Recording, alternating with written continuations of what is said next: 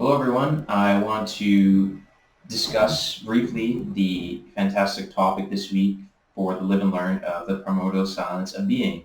So I'm just going to delve into a few areas that came up for me when I was first trying to determine how to approach it. So the first thing that I noticed was our senses. And so they're unique to us in this space because they help us for navigating it and interacting with others. So smell, taste, hearing, and sight, they're all valuable. But the biggest thing for me that I recognize with this is that, like the mind, our thoughts and ego, they are gifts that weren't brought with us, but they were provided to us when we enter this space. And I don't think they are required for being in any manner, because when we came from the realm of the source where our essence was pure, we didn't need those things to just exist and be in that space. They weren't necessary.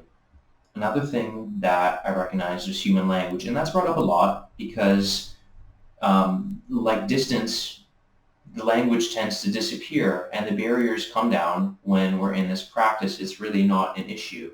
And the human language was created in this plane by us. And it was a cerebral process. We had to come up with that in some way, how we were going to interact with each other in a more formal manner. And so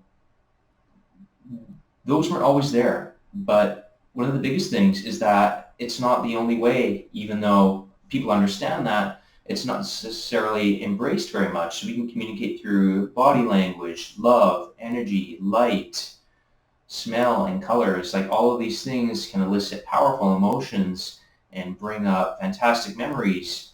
And when we become accustomed to speech, doing something as simple as staring into someone's eyes for a prolonged period of time without saying anything feels unnatural and uncomfortable. This is an exercise that we did, I think it was in the last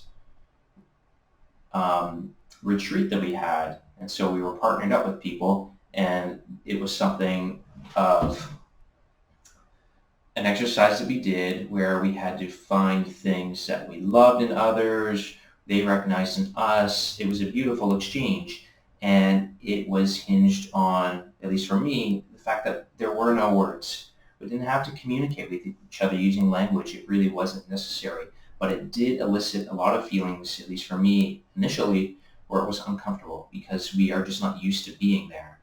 And that's it. It's just the being. You don't have to think about what to say or what to do.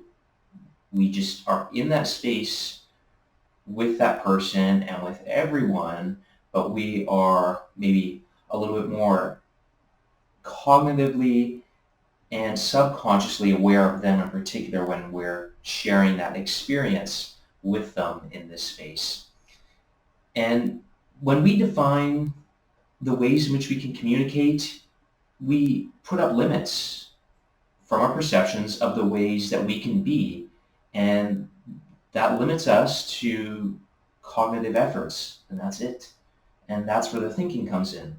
And so from my experience with what the frequencies have brought me, fantastic insights, knowingness, healing, and growth, there was very little thinking in the process. It was being, because I believe that these two, they can't occur in synchronicity, at least not to any appreciable manner.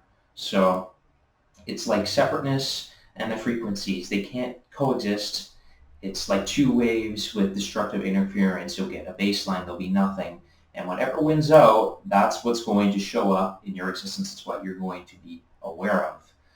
And the last thing I wanted to talk about was the question, or one of them that was brought up with the Live and Learn, is that can we separate the thinking mind from the primordial silence of being? And for me, the only thing that really came up when I was trying to determine where this fit into my existence is I'll get glimpses of just being at times. And the best way I can explain it, because it's not a cerebral process in itself, there's no thinking, it can come up at any moment, anywhere, with whatever I'm doing, and I really just, all of a sudden, I notice I'm alive, I'm existing. And that's the only thing that matters in that moment.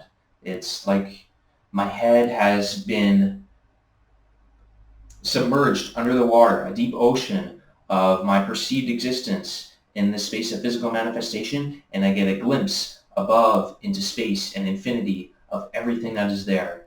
And then I go back down. But I don't think about going up and down. That it just happens when I'm in my state of being. So if you have any thoughts, feedback, or comments, please leave them down below, and I'd love to hear from you all. Thank you very much. I love you all lots.